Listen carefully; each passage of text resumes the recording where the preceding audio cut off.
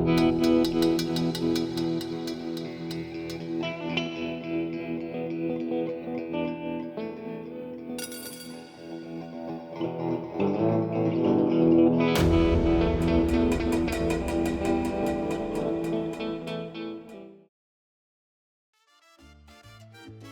a small town where kids run around in backyards and the only crime is missing candy, one 10-year-old genius has decided to go above and beyond. Walter White is a quiet honors student who recently turned 10. 10 years. And what have I accomplished? He thought, looking at the number on his plate and realizing that his empire was just budding. One day, he suddenly discovered the sweetest secret of the century, a unique blue lollipop, causing a general frenzy at school. Those who tasted it said that it was not just a candy, but a whole world, warm, stretchy, filled with endless happiness. Children, sucking it, for a moment found themselves in another dimension, where caramel clouds carried them to the heights and marmalade flowers opened to the beat of the heart. But the euphoria did not last long. After a while, the sweet magic waned, leaving only emptiness. Those who didn't get a new dose for too long began to lose control, and the familiar world turned into a terrible caramel trap. Some started stealing sugar from the teacher's lounge, and the particularly desperate simply sniffed the packets of vanilla sugar in the cafeteria. But he couldn't handle such a discovery alone, and that's when his former friend from the yard, Jesse Pinkman, "This is my private residence, and I will not be humiliated, you bitch," stepped in. Together, they rush into the world of underground sweets, where around every corner hides cunning competitors. However, in their way stands Gus Fring, the cold and judicious king of the sweet business, who owns the store Los Caramelos Hermanos. He doesn't like competition, especially if the competitors wear Pikachu backpacks and can't tie their shoelaces. The Salamanca brothers are said to be moving after him silently, like two ghosts of the child mafia, because control of the sweetest business in town is at stake.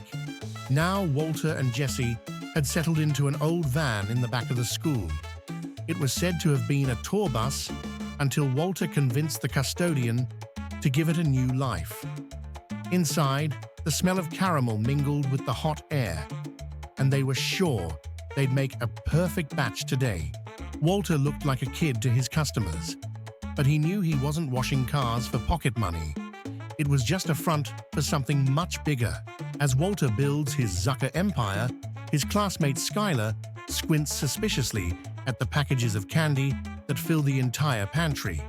She suspects him of a secret business and starts texting, threatening to tell his mom.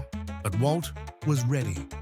He forged messages from his labor teacher in advance, saying he was participating in an experimental cooking project. To bolster his alibi, he even brought a caramel apple to school for the teacher, and for extra convincing, he bribed the first graders with free candy to boisterously praise his home cooking at recess.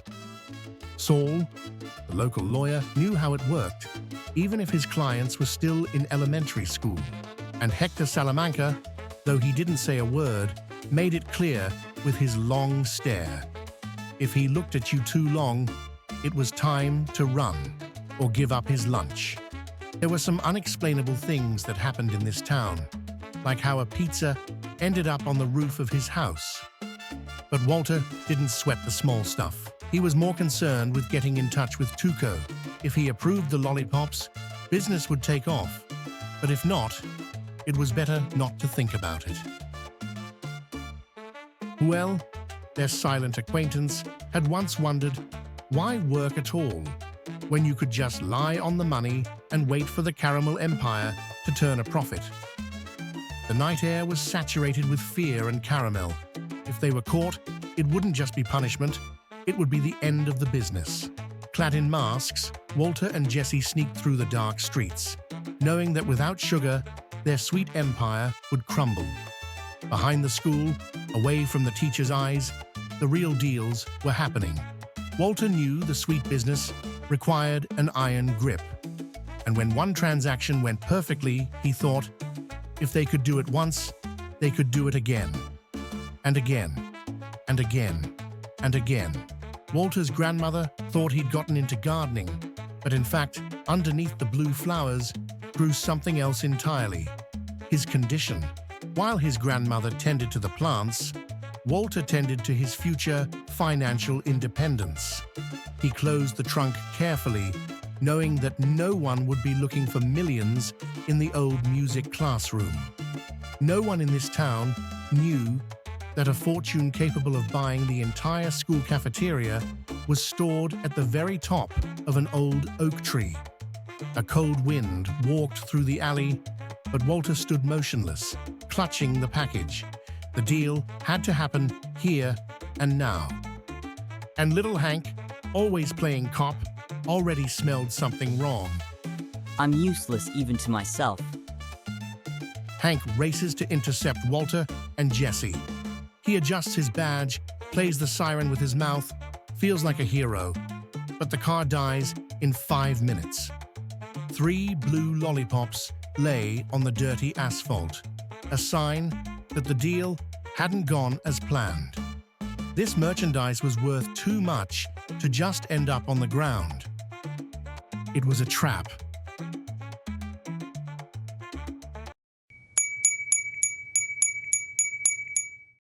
What do you think happened to Walter and Jesse?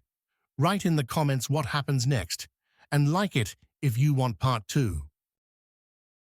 Mom, don't call me Walt. I'm Sweetenberg.